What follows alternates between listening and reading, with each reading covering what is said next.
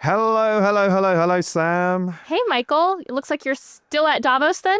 I am still in Davos, although by the time this episode goes out, the World Economic Forum's annual meeting will be over. Okay, so then I'm curious, now that the week is just about over, what has been the most interesting thing for you then? There have been tons of interesting things, loads of interesting conversations I've had, but I have to say, I saw 4 legitimately famous people. I walked past Matt Damon. Oh, How cool is that? That is pretty cool. Interesting to think of like Matt Damon being at the World Economic Forum. Yeah, no, he was doing a talk on something, I think.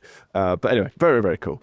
Right, Sam, it's pretty cold. I'm not quite shivering. I'm not far off though. So should we get on with the show? Yeah. All right, I'm Michael Bird. I'm Sam Gerald. And welcome to Technology Now from HPE.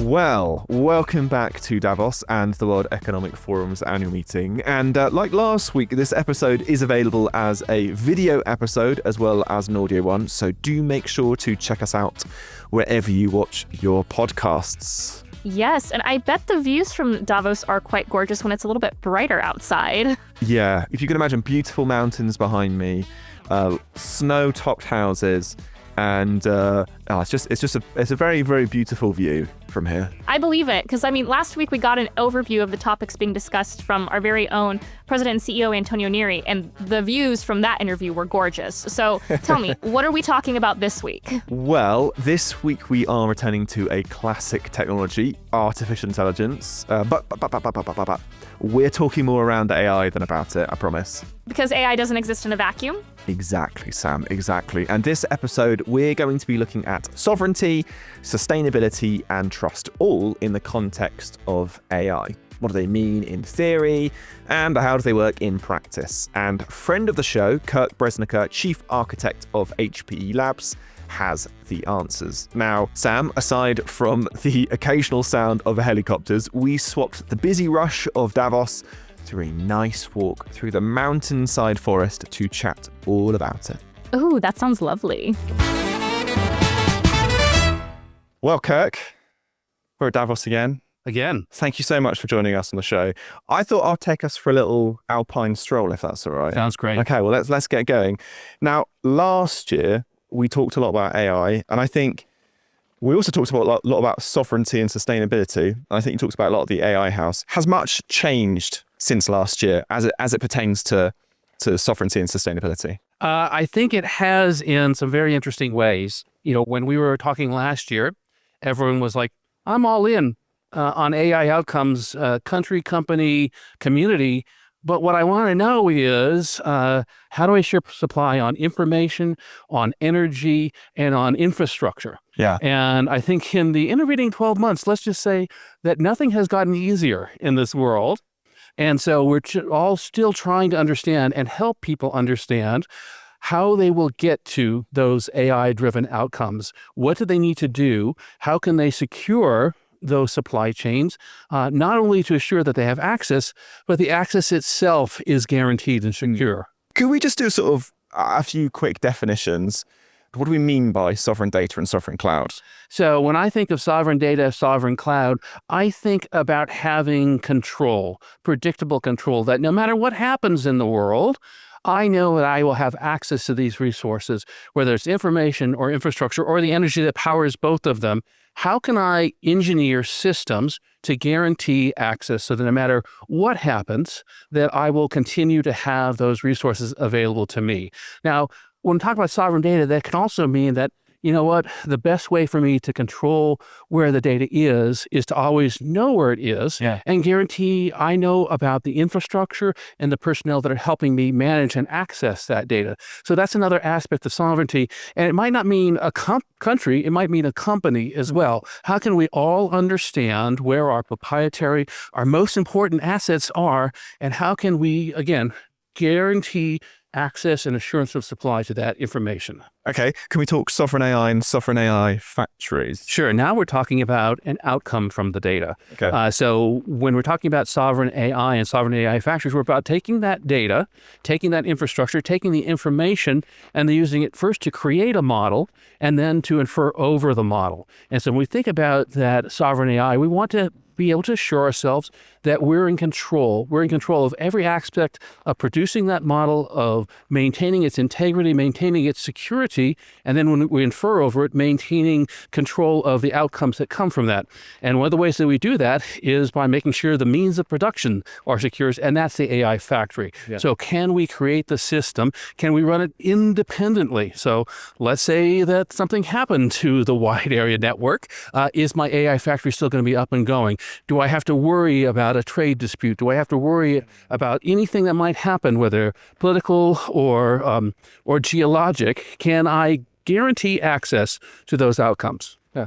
All right, well, we speak, I feel like, quite a lot about sovereignty on technology now, but it feels like it's still a hot topic here at the World Economic Forum. Like, why is that? Because there is no lack of interesting conversations about the relationships between countries right now, between economies, and who is controlling these technologies, who will be afforded access to them. And, it's certainly it is a means where people are trying to understand how do I guarantee outcomes? And, because it's seen as a fundamental enabler of competitiveness, but it's also something where we really want to understand, communities around the world want to know that AI technologies are representing them, representing their language, representing their culture, that they've been incorporated in so that they have that ongoing access to information that really reflects their values and understanding. Yeah. And how do you marry up the concept of sovereignty with the tagline for this year's World Economic Forum, a spirit of dialogue? I guess one thing is that there are more dialogues, more one-on-one conversations, rather than the large multi-stakeholder conversations, the big round table. I think we're having a lot of individual conversations, and that's okay. I mean, as long as it's not a monologue, that it actually is a dialogue, I think that's still healthy. It might be a little more complicated, something that takes a little bit more time. We could wish that there was just a big happy round table, but if that's not the situation we find ourselves in, we still need to make progress on utilizing these technologies and make sure that they're equitably accessible to everyone. Yeah. Okay, well, the next thing I wanted to ask you about was trust. How is sovereignty linked to trust? Well, when we think about trust, we think about, at least I think about, sometimes it's an overused word. Yeah. Because if I'm trusting you, that means I don't have proof. And that's actually, as an engineer, that's what I'd rather have, is irrefutable proof of something. Now, when we have sovereignty, part of what we need to understand is, how do I gain measurable confidence that the systems I'm put in place will continue to serve me and my community? So part of this is understanding how we get to that proof. And that can be things that we're used to, like proof that I have made sure that I have redundancy in my networks, in my data centers, that I have resiliency in how I've engineered these systems. And it can also be that I need to understand and perhaps test and prove to myself that no matter what happens with relationships, with politics, that I'm guaranteeing myself I have this kind of access. And so once I've done that, then I can trust the systems, but it's because I've engineered that outcome. What do we mean when we talk about trust in AI? Are we talking zero trust? We talked about that on the show quite a few times. Or the trust people in organizations have in artificial intelligence? I think there's a couple aspects. Certainly when we talk about zero trust, that's where we're talking about proof. I just simply cannot take the chance that I have to rely on an individual to not be coerced or a system not to be infiltrated. I need to have proof, continuous attestation. And that's what zero trust means, that every interaction is verified. Every interaction is authenticated. And when we think about AI outcomes, we do think about that entire supply chain, all that information, all that infrastructure, all coming together, powered up with energy. And I want to be able to, again, authenticate that everything that's been happening is exactly what I was hoping to happen. Now, we also have another aspect of trust, and that is any particular AI outcome fit for a particular use? And so it can be great, pretty great at a lot of things, but when you're an enterprise and you're trying to utilize AI, you really want to move beyond that to proving a particular combination of technologies is going to satisfy you, it's going to satisfy your regulator, it's going to satisfy your team members and your community customers and partners. Can you sort of, I don't know, retrofit trust into an existing AI model? Or is it easy to sort of create it with that sort of trust in mind? Well, it's hard if you ask your vendor, where'd you get that data? And they say somewhere, well, you're like, well, I guess that erodes that ability to generate that comprehensive understanding. So where'd you get the data? How much energy went in here?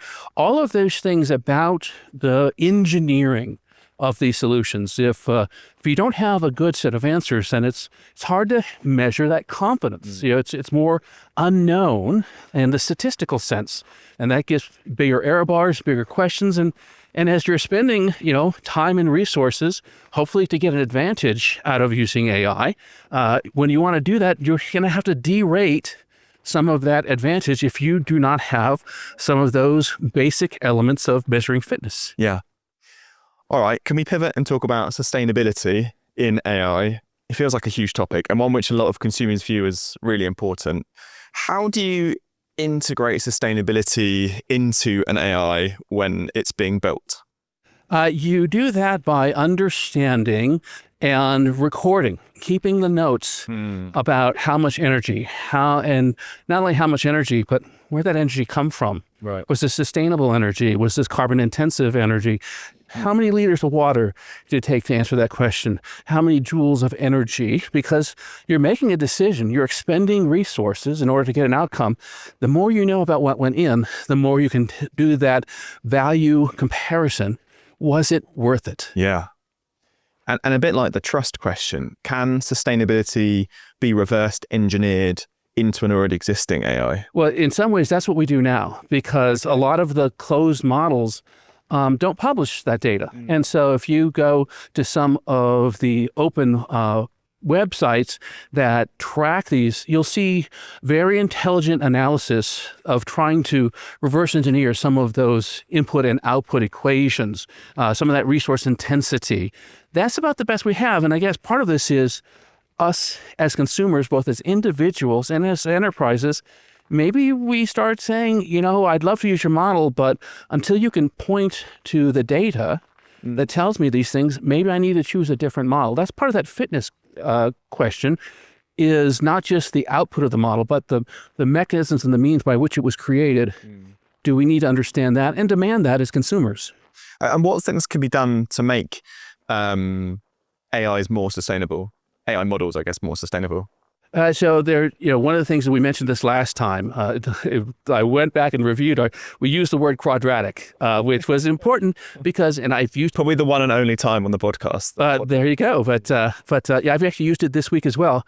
When we make a model 10 times bigger, it uses 100 times more resources. Wow. So we just need to be thinking about that, because right now people are making models bigger. And the question is going to be, as the models continue, is one gigantic model that has everything in it, is that the right approach? Or with smaller models, because that also means if we make a model 10 times smaller, uses 1/100th of the resources. So maybe a collection of smaller models, fine-tuned with proper provenance, is what we'll see. And when we talk about agentic systems, that's where these collections of models assigned a particular purpose, tuned for use, and this is some of the research we've been doing at labs, might be the way forward. And again, it's a quadratic curve is great when you're writing it down towards savings rather than up towards increasing costs. I mean, presumably a model that is bespoke for a particular purpose, it's not just maybe uses less resources, but potentially it's more efficient and getting an answer maybe faster.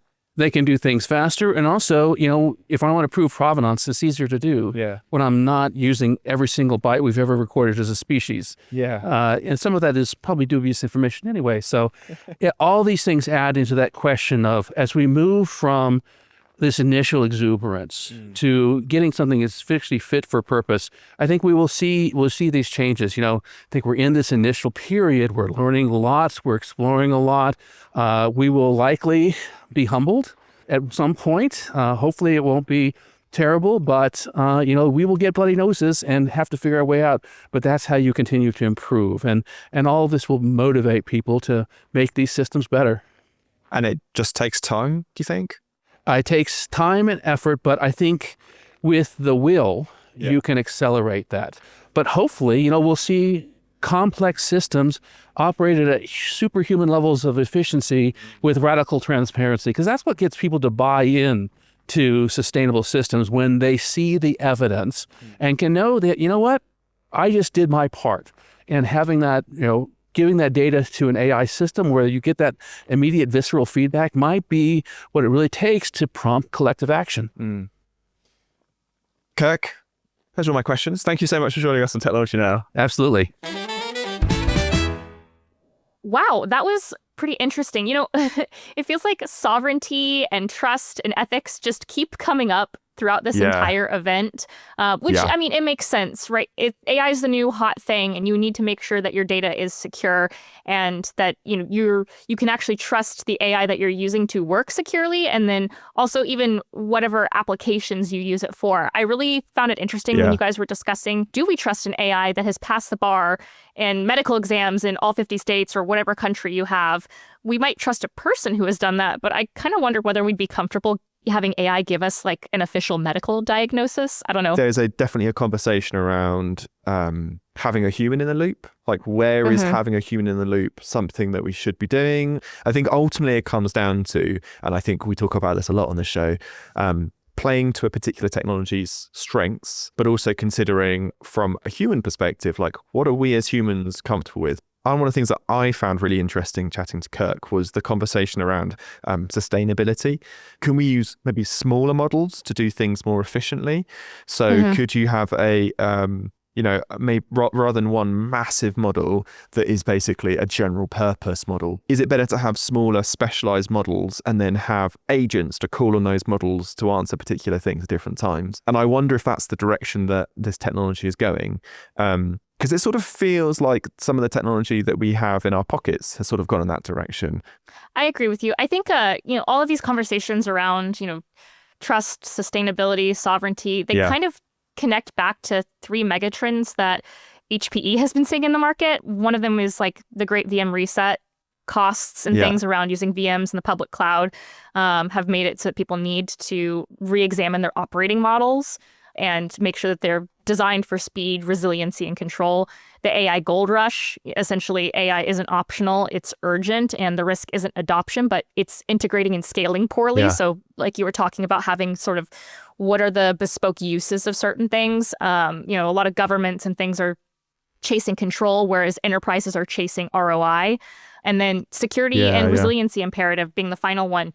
Every outage, audit, cyber attack proves it. Resiliency is kind of that currency of trust. And so you kind of need to make sure that security is in continuity are built in, not bolted on. So you have to be able to stay running 24/7 globally, whether you are government, an enterprise, or a nonprofit, whoever you are. If you have an outage, it doesn't just impact your business, it impacts the trust currency that you have with your customers or with the people who use your services. So I feel like these things are all kind of coming together in those giant mega trends. Yeah, I would agree with you on that. Now, Sam, I wanted to ask you something which I did ask Kirk, but I want to get your opinion on before we hear the answer. Okay, what's the question? Okay, so given how interconnected the world has become, is true sovereignty possible? What do you think? Personally, I don't think it's going to be 100% possible in the same way that, even today you have hacks and you have breaches of security. It will not be 100% possible, but that doesn't mean we shouldn't strive for it. I think you're being very realistic there. And I think that's always an approach you take from a cybersecurity perspective. But anyway, let's hear what Kirk had to say when I posed the same question to him. It's an interesting question because any virtue misapplied becomes vice, and sovereignty can quickly slip into isolationism. And when we put up a silo we create opportunity for adversaries and for mistakes. And so I think it reflects the world we're in. I think it is possible to find that balance point where you're guaranteeing access and security, guaranteeing that your community and culture is represented in AI outcomes, and do it in a way that doesn't slip into an isolationist silo. Okay, that brings us to the end of Technology Now for this week. Thank you to our guest, Kirk Bresniker. And of course, to our listeners, thank you so much for joining us. Yes, and if you've enjoyed this episode, please do let us know. Rate and review us wherever you listen to episodes. And if you want to get in contact with us, send us an email to technologynow@hp.com. Subject line quadratic curve. Thank you, Kirk. And don't forget to subscribe so you can listen first every week. Technology Now is hosted by Sam Gerald and myself, Michael Bird. And this episode was produced by Harry Lampert and Izzy Clark, with production support from Alicia Kempson-Taylor, Becky Bird, Alyssa Mitri, Renee Edwards, Alison Gato, and Hilary Fisk. Our video editor is Leon Raczynski-Gorman, and our theme music was composed by Greg Hooper. Our social editorial team is Rebecca Wissinger, Judy Ann Goldman, and Jacqueline Green. And our social media designers are Alejandra Garcia and Ambar Maldonado. Technology Now is a Fresh Air production for Hewlett-Packard Enterprise, and we'll see you at the same time, the same place next week. Cheers. Bye, y'all.